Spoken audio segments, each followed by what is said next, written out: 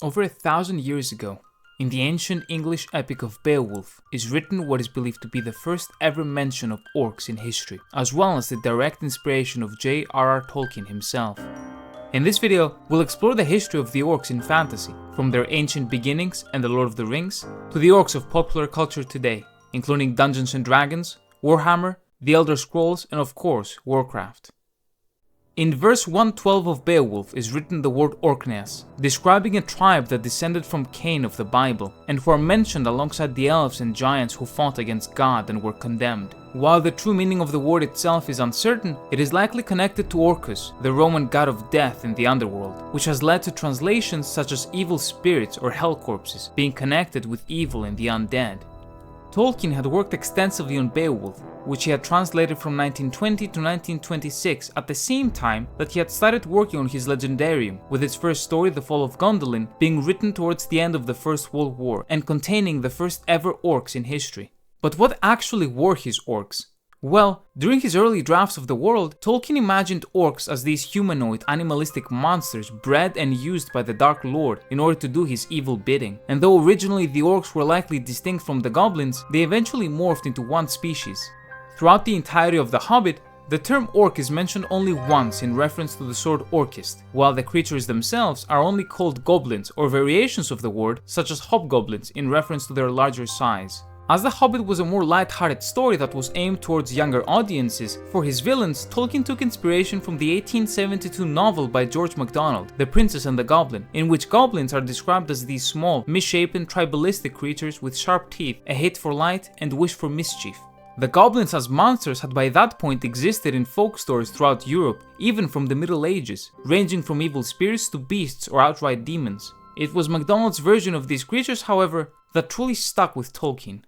Nonetheless, regardless of its limited use within The Hobbit, the fact that Orcist, which is translated as Goblin Cleaver, is mentioned at all within the book, shows that Tolkien's mind had definitely shifted already by the 1930s to goblins being synonymous with orcs, though as the orcs of his other stories were notably darker, the goblins based on the 1872 novel were the ones used for Bilbo's quest. The in-lore explanation provided by Tolkien was that the word orc was the exact word used by the hobbits to describe these creatures, while the word goblin was the English word Tolkien used to translate it from the Red Book. Moreover, it is interesting to note that Orcist itself originated from the city of Gondolin, the center of Tolkien's first ever narrative all those years prior.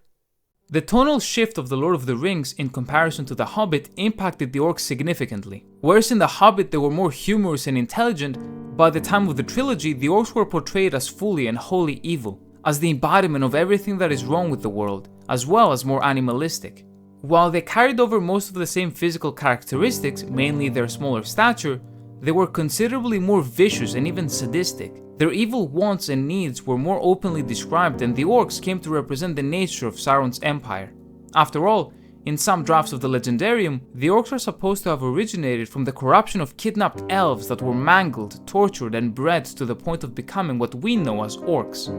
They were tribal and violent, and they were used as meat shields by their dark lords. Though they were incredibly selfish, the orcs lacked any sense of true individuality, and they were not the makers of beautiful things, instead working with all sorts of instruments and contraptions, usually with the purpose of either empowering their master or finding new ways to kill people. They were ferocious and functioned best under strong leadership, and if you were to describe their society, a horde that traveled from all corners of Sauron's territories to fight the enemies of Mordor would be pretty close to how they functioned during the War of the Ring. Even the language they spoke was a variety of dialects that had derived from the common tongue of Middle-earth, but which they had debased to the point different orc tribes could not easily understand each other, and the way they spoke sounded incredibly harsh and violent, with the black speech of Sauron having a similar effect, which added to the overall feeling that the orcs were these horrifying barbaric creatures. Lastly, the orcs are the opposite of the free peoples, and they stand in opposition to them, being the mortal enemies of races such as the elves, the dwarves, and the men not yet corrupted by Sauron. The orcs became a staple of Tolkien's world, and their characteristics, in terms of their appearance, way of life, harsh language, and societal structure, would come to be used by countless others in their own worlds and IPs.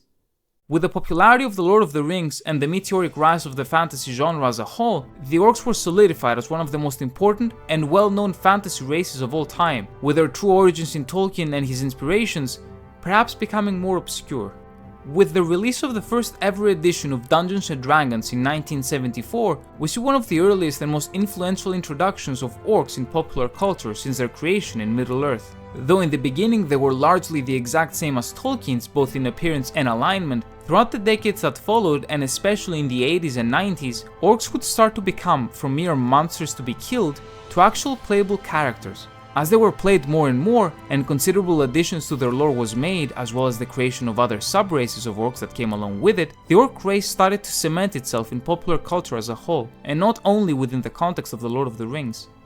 Where they used to be the embodiment of evil and a philosophical instrument used by Tolkien in his writings to describe the horrors of war and what he saw as the plight of industrialization, orcs simply became, to put it plainly, a cool fantasy race. Not only that, but in that same first edition of Dungeons & Dragons, the goblins and the orcs were forever separated and were not considered the exact same creature, diverging from how they were in the Lord of the Rings. While their characteristics, especially on a societal level, remained similar, the goblins were described as smaller and weaker than the orcs, and their role as meat shields was emphasized significantly. This is important as orcs gradually started to fill the role as more elite warriors, and though they remained largely a part of a horde, they were each individually stronger than they were in Middle-earth. Speaking of stronger, it is no wonder that some of the most famous orcs of all time came from a company as closely affiliated to Dungeons & Dragons as Games Workshop, with the creation of their iconic Warhammer Fantasy and Warhammer 40k universes in 1983 and 1987 respectively.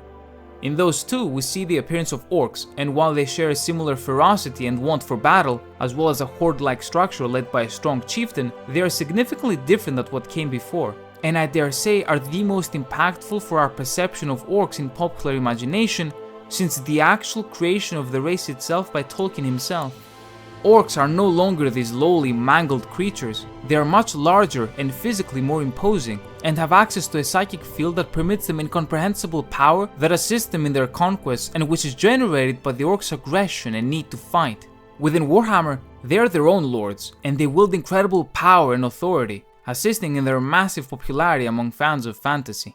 They remain similar in terms of the idea that might makes right, and orcs are commonly plagued by infighting and civil war, something that often prevents them from achieving large-scale domination of the world or galaxy. The core of what drives the development of this fantasy race moving forward, however, especially within the context of Warhammer or later Warcraft, is to make them as cool as possible within the stereotypes originally created by Tolkien. The depth of their spiritual nature takes, at first, the back seat, while at the front we find these epic machines of war that make all of their enemies bow before them, or whatever would make them more enjoyable for players and fans. It should be mentioned that, like in Dungeons & Dragons, Tolkien's work is not followed and orcs and goblins are separated into two different types of creatures, though they are still part of the larger green-skinned race.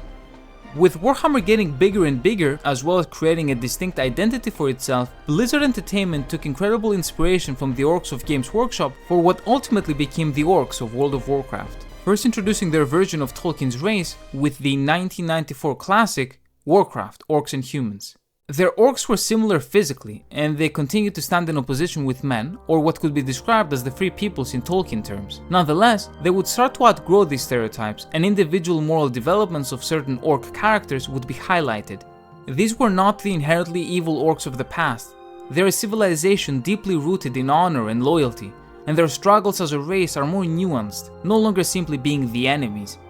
Finally, the Orcs of the Elder Scrolls are, in my opinion, some of the most distinct in comparison to those mentioned prior. First introduced in 1994 with Arena, but better explored with 1996 Daggerfall, they are said to have originally been High Elves that were cursed by the Daedric Prince Boethia, who turned them into the original Orcs and changed their appearance forever, in what could loosely be connected with Tolkien's own origin story for the Orcs.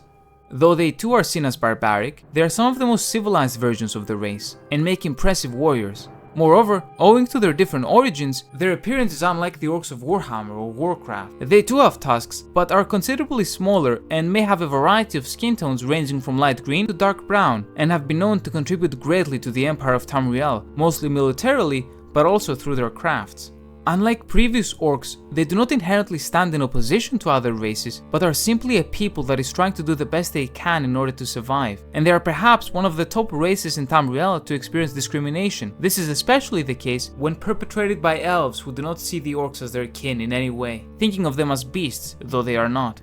Although Tolkien originally made them as an army of darkness and a literary device to highlight the battle between good and evil, with their increasing popularity once they were placed outside the context of Middle-earth came incredible variety in terms of the types of orcs, how they acted and how they were perceived. And although even outside of Middle-earth they were first used as enemies of the players, once they became playable themselves, whether it be in tabletop or video games, came an even greater shift as to how they are perceived as a race, affecting the entirety of the fantasy genre moving forward in literature, entertainment, and the popular imagination.